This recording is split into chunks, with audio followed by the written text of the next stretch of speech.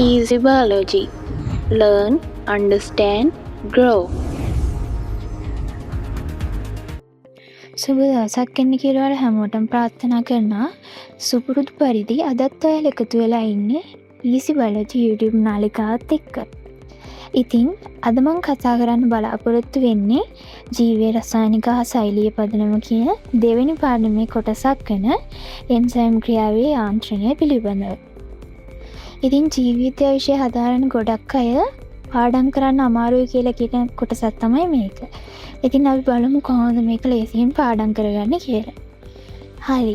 Enzyme ක්‍රියාවේ යාන්ත්‍රණය ගැන කතා කරොත් එන්සයිම් ක්‍රියා කරන ප්‍රතික්‍රියකය උපස්තරය කියලා හඳුන්වනවා. මුලින්ම මතක තියාගන්න ඕන කරුණ තමයි එන්සයිම් ක්‍රියා කරන ප්‍රතික්‍රියකය උපස්තරය කියලා හඳුන්වනවා. ඉතින් මේ එන්සයිම්ය උපස්තරයට බැඳිලා එන්සයිම් උපස්තර සංකීර්ණයක් හදනවා. ඒ කියන්නේ මම ඉස්සරලා කතා කරපු එන්සයිම් ක්‍රියා කරන ප්‍රතික්‍රියකය නැත්නම් උපස්තරය එන්සයිම්යේ උපස්තරයට බැඳිලා එන්සයිම් උපස්තර සංකීර්ණයක් හදනවා. ඊට පස්සේ මේ අතරතුරේ එන්සයිම්යේ උත්ප්‍රේරක ක්‍රියාවලිය මගින් උපස්තර ඵල බවට පත් කිරීමක් සිද්ධ වෙනවා. අපි සරලව කිව්වොත් එන්සයිම් එකතු කිරීම උපස්තරය එන්සයිම් උපස්තන සංකීර්ණය හැදුනා. ඒකෙන් එන්සයිමයි ඵලයි හැදුනා. එන්සයිම් ගැන කතා කරනකොට එන්සයිම් හැඩය විශේෂයෙන්ම වැදගත් වෙනවා. ඉතින් එන්සයිම්ගේ හැඩය එහි විශිෂ්ටතාවයට හේතු වෙනවා. එන්සයිම්ගේ හැඩය තමයි ඒකේ විශිෂ්ටතාවයට හේතු වෙන්නේ. ඉතින් මම කලින් කතා කරපු උපස්තරය කියන එන්සයිම් ක්‍රියා කරන ප්‍රතික්‍රියකය එන්සයිම්ගේ විශිෂ්ට ස්ථානයකට බැඳෙනවා. ඒ කියන්නේ දැන් මම කියපු විශිෂ්ට ස්ථානයකට බැඳෙනවා. ඒ වගේ තැන්වලට අපි කියනවා එන්සයිමේ සක්‍රිය ස්ථානය කියලා. මොකද්ද එන්සයිමේ සක්‍රිය ස්ථානය? ඒ කියන්නේ උපස්තරය එන්සයිමේ විශිෂ්ට ස්ථානයකට බැඳුනම ඒක එන්සයිමේ සක්‍රිය ස්ථානය වෙනවා. ඉතින් මේ සක්‍රිය ස්ථානය හැදිලා තියෙන්නේ මොනවාගෙන්ද කියලා ප්‍රශ්නයක් එනවනේ. සක්‍රිය ස්ථානය හැදිලා තියෙන්නේ ඇමයිනෝ අම්ල වලින්. දැන් මේ ඇමයිනෝ අම්ල වලින් සක්‍රිය ස්ථානය හැදුනානේ. ඊළඟට ඉතිරි ඇමයිනෝ අම්ල වලින් මොකද කරන්නේ? ඉතිරි ඇමයිනෝ අම්ල වල එන්සයිමේ හැඩය පවත්වා ගැනීමට උදව් වෙනවා. ඊළඟට මේ එන්සයිමේ හැඩය ගැන කතා කරනකොට අපිට සම්පත් පොතේ දීලා තියෙන විදිහට එන්සයිමේ සක්‍රිය ස්ථානයේ හැඩය ඒ විශිෂ්ට උපස්තරයේ හැඩයට අනුපූරක වෙනවා. දැන් අපි කතා කරනවා මේක 100%ක්ම අනුපූරකද එහෙම වෙන්නේ නැද්ද කියලා දැන් අපි කතා කරනවා. හරි, දැන් අපි කියවනේ එන්සයිමේ සක්‍රිය ස්ථානයේ හැඩය විශිෂ්ට උපස්තරයේ හැඩයට අනුපූරක වෙනවා කියලා. ඇත්තටම එහෙම වෙන්නේ නැහැ. එන්සයිමේ සක්‍රිය ස්ථානයේ හැම වෙලාවෙම උපස්තරයට අනුපූරක වෙන්නේ නැහැ. ඒකට හේතුව එන්සයිමේ දැඩි ව්‍යුහයක් නෙවෙයි. එන්සයිමේ ඒකින්දා එන්සයිමේ හා උපස්තරය අතර ඇති අන්තර්ක්‍රියා හේතුවෙන් එන්සයිමේ සක්‍රිය ස්ථානයේ හැඩය වෙනස් කරගන්න පුළුවන්. ඒකින්ද එන්සයිමේ උපස්තරයට සම්පූර්ණයෙන්ම අනුපූරක වෙන්නේ නැහැ. එන්සයිමේ දැඩි ව්‍යුහයක් නොවන නිසා එන්සයිමේ සක්‍රිය ස්ථානයේ හැඩය වෙනස් කරගන්න පුළුවන් හින්දා උපස්තරය හා සක්‍රිය ස්ථානය එකිනෙකට අනුපූරක වෙනවා. මේකට තමයි අපි කියන්නේ ප්‍රේරිත සීහුම් යාන්ත්‍රණය කියලා. අපි ඒක කරුණු විදිහට බලමු.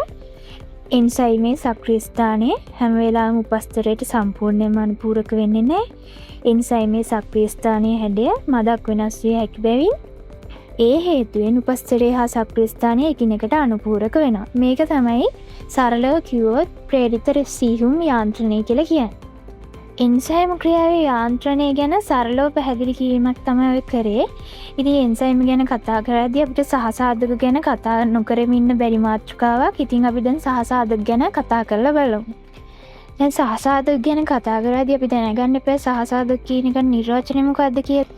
සහසාධක කියලා කියන්නේ සමහර එන්සයිම් වල උත්ප්‍රේරක ක්‍රියාකාරීත්වයට අත්‍යවශ්‍ය වෙන ප්‍රෝටීන නොවන සංඝටක. මොනවාද? සමහර එන්සයිම් වල උත්ප්‍රේරක ක්‍රියාකාරීත්වයට අවශ්‍ය වෙන ප්‍රෝටීන නොවන සංඝටක. ඒවා තමයි සහසාධක කියලා කියන්නේ. මේකේ සමහර එන්සයිම් කියන වචනේ හයිලයිට් කරගන්න ඕන. මොකද අපෙන් ඒ වගේ ප්‍රශ්න අහන්න පුළුවන්. ඉතින් මේ සහසාධක ආකාර දෙකක් තියෙනවා. තදින් බැඳෙන ඒවාක් තියෙනවා. ස්ථීර ලෙස බැඳෙන ඒවාත් තියෙනවා. ඒ කියන්නේ తాවකාලික හා ලිහිල්ව බැඳී පවතිනවා. ඒ ලිහිල්ව බැඳී පවතින සහසාධක ප්‍රතිවර්ත්‍ය වෙනවා. ඊළඟට අපි කාබනික සහසාධක එන්සයිම කියලා හඳුන්වනවා. කාබනික සහසාධක එන්සයිම කියලා හඳුන්වනවා. උදාහරණ විදියට විටමින වල ව්‍යුත්පන්න NAD+, FAD සහ බයොටින්.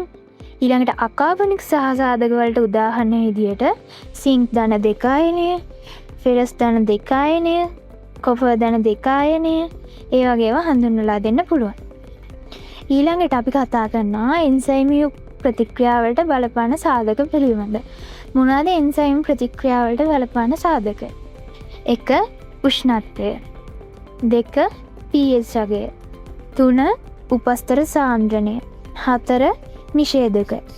මේ උෂ්ණත්වය ගැන කතා කරොත් ඒ කියන්නේ එන්සයිම් ප්‍රතික්‍රියාවලට බලපාන සාධකයක් විදිහට උෂ්ණත්වය ගැන කතා කරොත් උෂ්ණත්වය වැඩි වීමේදී අණු වල චලිතයත් වැඩි වෙනවා. ඒ වගේම එන්සයිම් සක්‍රිය ස්ථාන හා උපස්තර අණු වල වැඩි සංඝටන හේතුවෙන් ප්‍රතික්‍රියා සිදුවීමේ අවස්ථාවත් වැඩි වෙනවා. ඉතින් යම්කිසි උෂ්ණත්වයක් දක්වා මේක වැඩි වෙන්න පුළුවන්. ඒ වගේ යම්කිසි උෂ්ණත්වයක් දක්වා වැඩි වෙලා පස්සේ ඉතා ශීඝ්‍රයෙන් එන්සයිම් ක්‍රියාකාරීත්වය අඩු වෙනවා. මේක උෂ්ණත්වය ප්‍රශස්ත වෙනවා නැත්නම් ප්‍රශස්ත උෂ්ණත්වය කියලා හඳුන්වනවා. මේක ජීවීන්ගෙන් ජීවීන්ට වෙනස් වෙනවා. උදාහරණ විදියට ගත්තොත් බොහෝ මානව එන්සයිම් වල ප්‍රශස්ත උෂ්ණත්වය දේහ උෂ්ණත්වයට සමාන වෙනවා. 35-40 අතර සෙල්සියස් අංශක.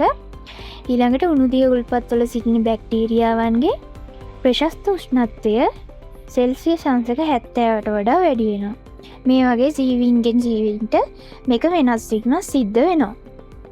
දැන් මම කියපු මේ ප්‍රශස්ත උෂ්ණත්වය ඉක්මනලා උෂ්ණත්වය වැඩි වුණාම හයිඩ්‍රජන් බන්ධන, අයනික බන්ධන, දුර්වල රසායනික බන්ධන සක්‍රිය ස්ථානවල තියෙනවානේ. මේවා බිඳ වැටෙනවා. ඒවා බිඳ වැටුනම සක්‍රිය ස්ථානයේ හැඩය වෙනස් වෙනවා. එතකොට එන්සයිම් සක්‍රිය ස්ථානයට අනුපූරක ස්වභාවය වෙනස් වෙනවා. මේක ප්‍රශ්නයක්නේ. ඉතින් මේ හේතුවෙන් එන්සයිම් සක්‍රිය ස්ථානය හා උපස්තර අණු වල අනුපූරක තත්ත්වයේ බිඳ වැටීම සිද්ධ වෙනවා. මේක එන්සයිම් අණු වල දුස්වභාවීකරණය කියලා හඳුන්වනවා. හරි, ඊළඟට අපි කතා කරනවා pH අගය ගැන. මොකද්ද pH පරාසය කියලා කියන්නේ?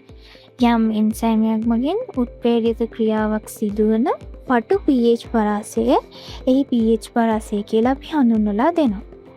ප්‍රශස්ත අගයට pH අගයට වඩා pH අගය අඩු කිරීම හෝ වැඩි කිරීම හේතුවෙන් එන්සයිම් ක්‍රියාකාරීත්වය අඩු වෙනවා. ඒ කියන්නේ ප්‍රශස්ත අගයට වඩා pH අගය වැඩි කරන්නත් බෑ, අඩු කරන්නත් බෑ. එහෙම වුණොත් එන්සයිම් ක්‍රියාකාරීත්වය අඩු වෙනවා. දැන් අපි කතා කරපු බොහෝ එන්සයිම් වල ප්‍රශස්ත pH පරාසය වෙන්නේ 6ත් 8ත් අතර. නමුත් මේක වෙනස් වෙන අවස්ථාවක් තියෙනවා. ඊළඟට අපි කතා කරන උපස්තර සාන්ද්‍රණය ගැන.